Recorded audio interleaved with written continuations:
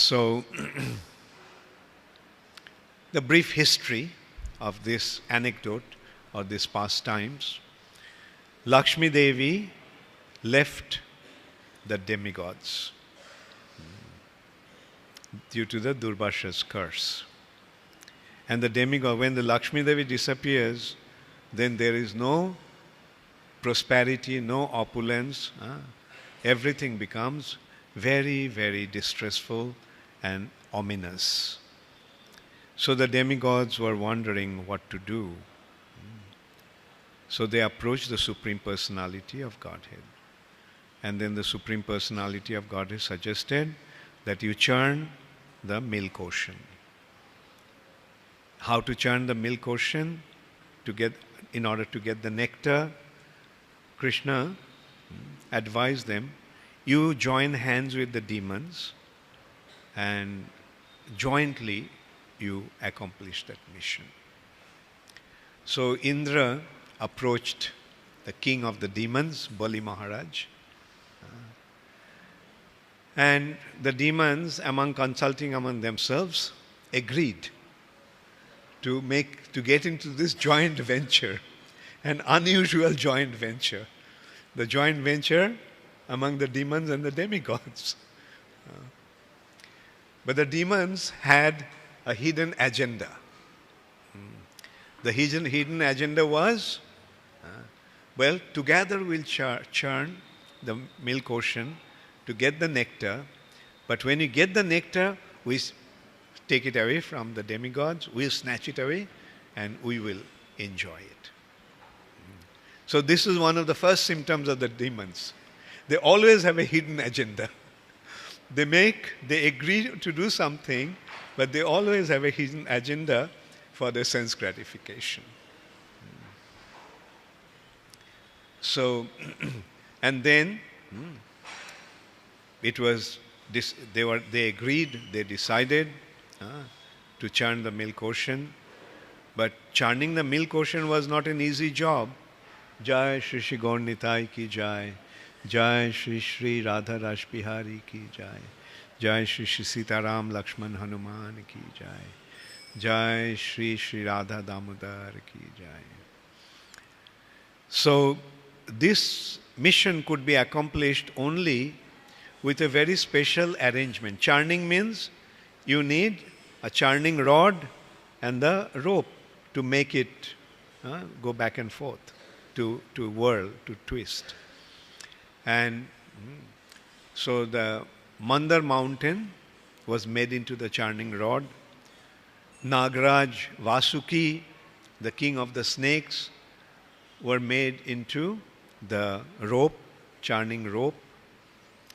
And so the demigods and demons collectively tried to carry the Mandar mountain. They uprooted the Mandar mountain, they were carrying it, but it was so heavy that although they were jointly carrying it, they could not.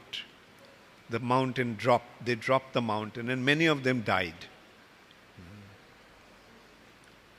And seeing that situation, the Lord came to their rescue, riding on his Garuda, and with his left hand, he picked up Mandar mountain, placed it on Garuda, and carried it to the milk ocean. So this is the potency of the devotees of the Lord. They are empowered by the potency of the Lord. That's why they can perform some inconceivable acts. Like what the demigods and demons, they're extremely powerful individuals. What they couldn't collectively do, Garuda just carried that mountain on his back with ease. Not only the mountain, the Lord also atop him. So the it was brought to the milk ocean, and now they tried to place the thing to churn the milk thing, the milk ocean. But Mandar mountain sank, because milk ocean is so deep that even Mandar mountain sank. Another problem. So again the Lord came to their rescue. He assumed the form of a tortoise, and on his back he placed the mountain. And this is how the demigods now could churn the ocean.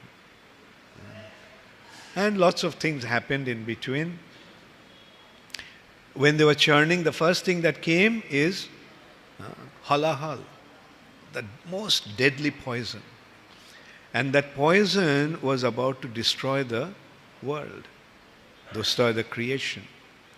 So Lord told Lord Shiva, Mahesh, you do something about it. So Lord Shiva took that poison and drank it. This is another sign of a devotee. A devotee, no matter how difficult or how dangerous the act may be, whenever the Lord wants him to do something, he just does it. So Lord Shiva drank the entire mountain, the entire poison. But the poison didn't go below his neck. He drank it, but it just remained on his neck. And due to the effect of the poison, his neck became blue. Therefore, Lord Shiva's neck is blue. And another name of Lord Shiva is Nilakantha, one whose neck is bluish. Then, one after another, things started to come up due to the churning. Airavat came, Uchchaishrava came, Indra took them. Then some things were taken by the demons, some things were taken by the demigods. Then finally Lakshmi Devi came and she just approached Vishnu and stayed on his chest. And then finally Dhanvantari came. And when Dhanvantari came with the nectar, this is what is being described here. So, after such a lot of struggle, they churned the milk ocean and got the nectar. But now the demons have Daityas have snatched it away. So demigods became morose. What to do now? So what does a devotee do when he is in difficulty? Another wonderful lesson that we are seeing here. When a devotee is in distress, what does he do? Take shelter of the Supreme Personality of Godhead. And the Lord also came in and assured them, don't worry, I will take care of you. So he is saying, the Lord says, do not be aggrieved, don't worry. By my own energy, I shall bewilder the demons by creating a quarrel among them. So this is due to the illusory energy of the Lord. The Lord bewilders the demons, creates a quarrel among themselves, which foils their purpose, which ultimately destroys them. Demons fight among themselves and destroy each other. Here, they were fighting among themselves and the mission was foiled. And what was the cause of the fight? I'll be the first one to drink. I'll be the first one to drink. Not you, not you. So that is another tendency of the demons. They want to enjoy themselves, depriving everybody else. Natvam, natvam. Not you, not you. Ahang purvam, ahang purvam. I'll be the first one to drink. So in this way, they started to fight. Then the Lord came in his illusory Mohini Murti. An extremely beautiful woman.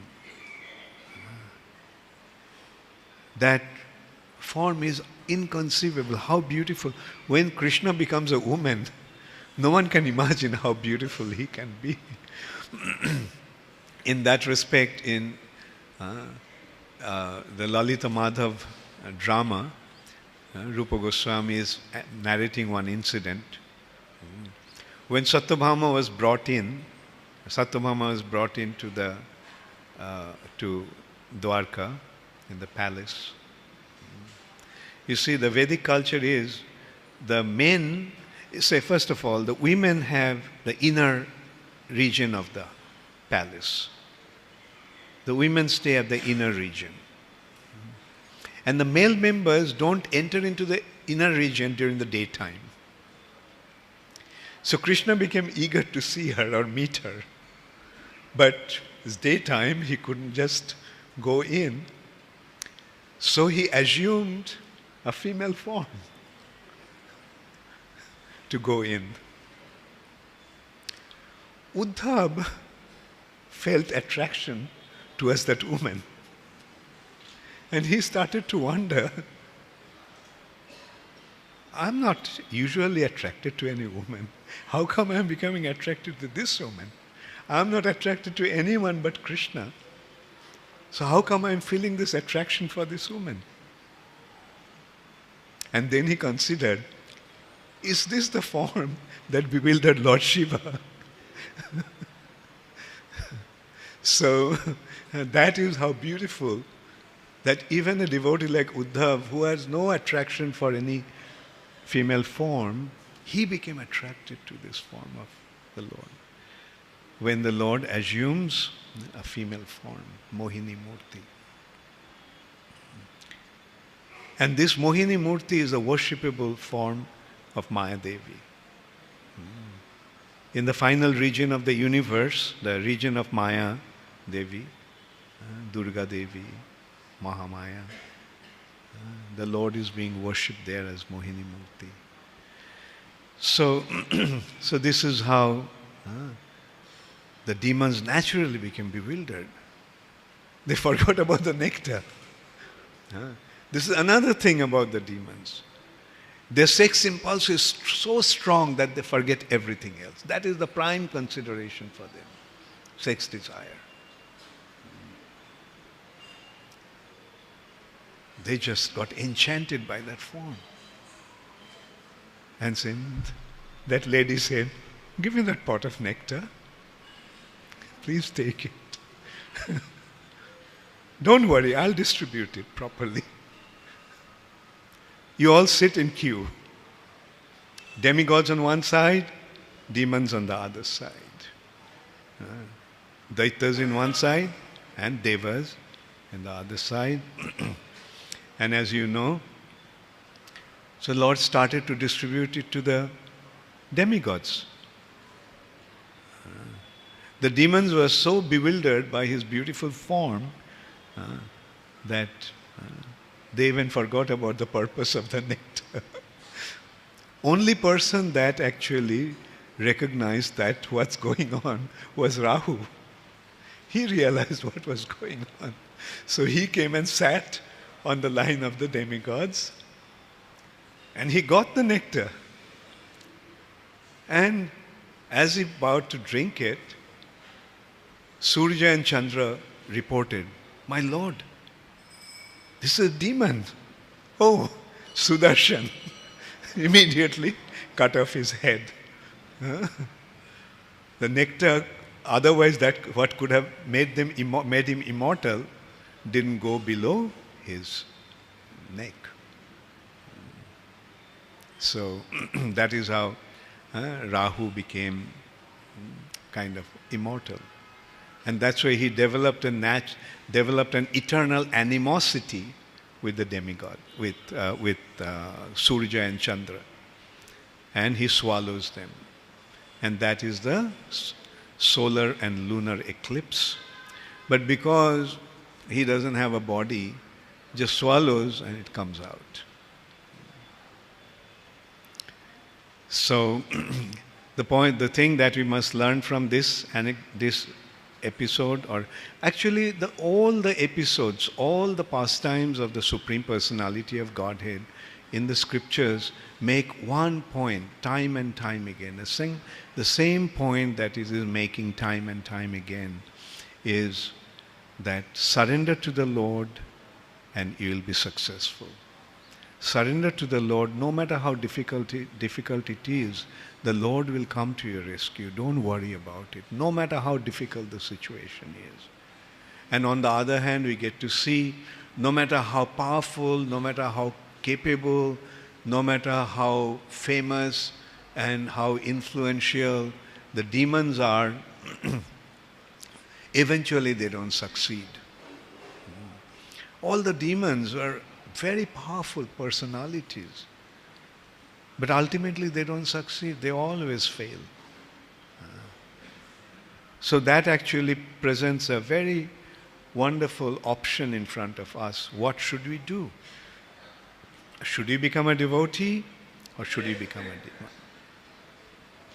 And that is what we learn from Nityam Bhagavata Sevaya. By studying Srimad Bhagavatam, this is a lesson that we are reminded time and time again. Surrender to Krishna, surrender to Krishna, surrender to Krishna. And never go against Krishna's arrangement. That is what actually makes the distinction between demons and demigods.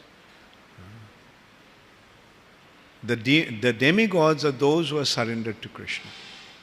Vishnu Bhakta, the devas. And Tad Viparjaya Asura. The demons are the opposite to that. The devas or divine personalities are those who surrender to the Supreme Personality of Godhead. And the demons are those who don't want to accept the Supreme Personality of Godhead's arrangement.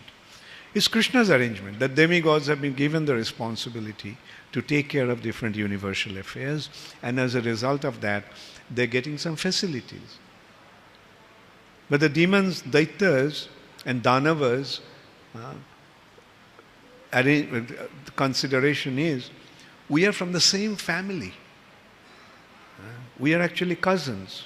Why this line is getting so much benefit and the others are not? We are not. They got heaven and we got to go to the lower planetary system. Sargaloka has been assigned to the demigods, and for us it is Sutala Loka, Atala Loka, Patala Loka. Why? So they are fighting with that. But they don't recognize that this is the arrangement of the Lord because of their attitude. When one is surrendered to Krishna, Krishna gives them all facilities. And when you don't surrender to Krishna, okay, suffer your or enjoy your karmic reactions. But the karmic reactions will automatically lead you to an intense suffering condition. So, lesson to learn, Mam ekam sharanam braja. And never ever become averse to Krishna.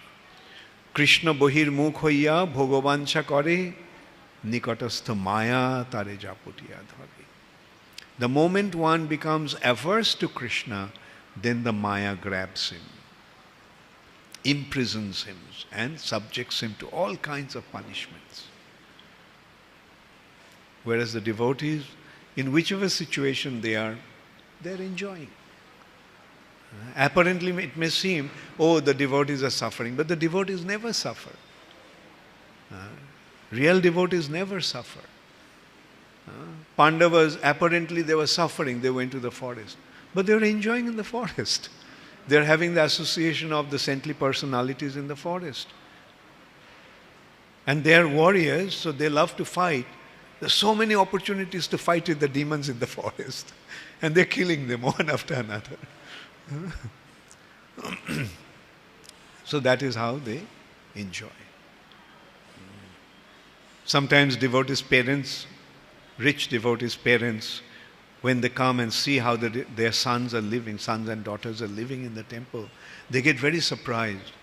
Oh, you are living in this way. In one room, 4, 5 of you are just, and there is 2 toilets for 25 devotees.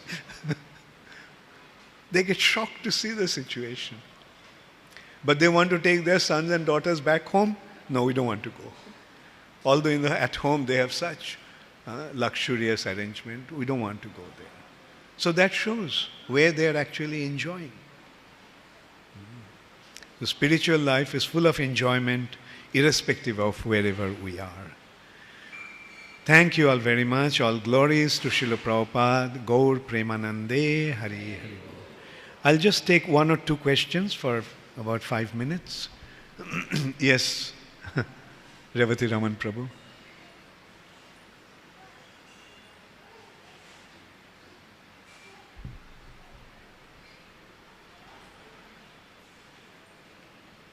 Hare Krishna. Thank you, Maharaj, for such a nice, sweet, wonderful class. Thank you. Just seeing you, we are all delighted. Such a nice smile and, so humorously give the class, but a strong message. Can you explain about Indra being a devotee, committing so many offenses again and again and mistakes again and again, Yeah. and has been pardoned by the Lord? Can you explain, Maharaj? Good, very good question. Indra, in spite of being a devotee, why does he commit so many mistakes, so many wrongdoings? You see, Indra is a devotee, but Indra is not a pure devotee. Indra is a karma mishra bhakta. That means he's a devotee, but he wants to enjoy. That's why he is not promoted to Vaikuntha. He is in heavenly planet. Okay, you want material enjoyment? Have material enjoyment. And in this respect, an example can be given. The demigods are like the employees, and the pure devotees are like the children of the Father. So Father is a big man, and he has employees. They are having wonderful life, like high salary, lots of perks, lots of facilities. But after all, they're employees. But the son of the same person, he enjoys in a different way. So that's the difference between demigods and the devotees. Thank you. Yes? This Samudra Manthan happened after Bali Maharaj giving to Vamandev or before? What's that? Samudra Manthan and Balidan. First Balidan happened or... What is...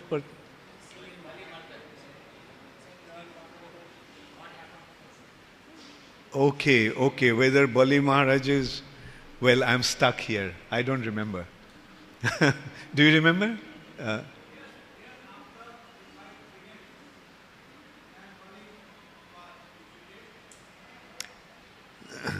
Yeah, that's true. Yeah, get it, yeah.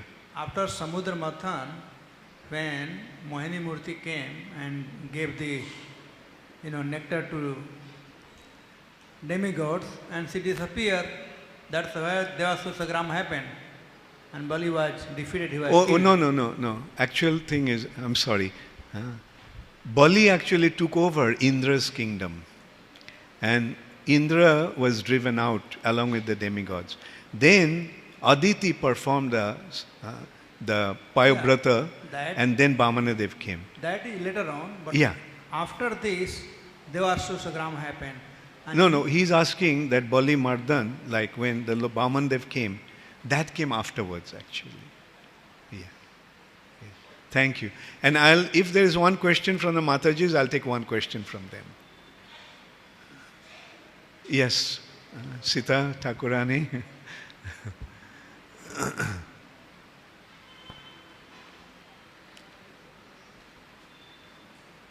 Hare Krishna Maharaj. You said when we are not averse to Krishna, not you said, but when we are not averse to Krishna, we feel Maya is still attacking us repeatedly. We are attached to Krishna, but Maya's attacks come again and again and again. So what shall we do? Surrender even more. You see, if Maya is attacking, then it is due to our own lacking in our devotion. We have to recognize that if we are becoming subjected to Maya's onslaught, it is our fault. Because we didn't submit to the Lord enough. We are not fully surrendered, therefore the Lord's illusory energy is bewildering us. But when we become fully surrendered or considerably surrendered to Krishna, then Maya comes also to test us, test our devotion. And the devotee, by the mercy of the Lord, always passes those tests and moves forward. Okay? So when Maya comes, then we have to say Krishna is testing us. Maya is testing us. How strict, how serious we have become in our devotion. Okay? Thank you. Hare Krishna. All glories to Srila Prabhupada.